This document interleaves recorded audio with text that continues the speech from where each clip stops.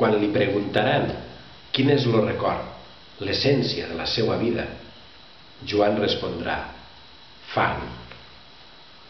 Fang enganxós, fang relliscós, fang cremós que penetra els espais interdigitals, fang subtil que farceix la pell i oxida la carn, fang crostat que fereix els peus més endurits.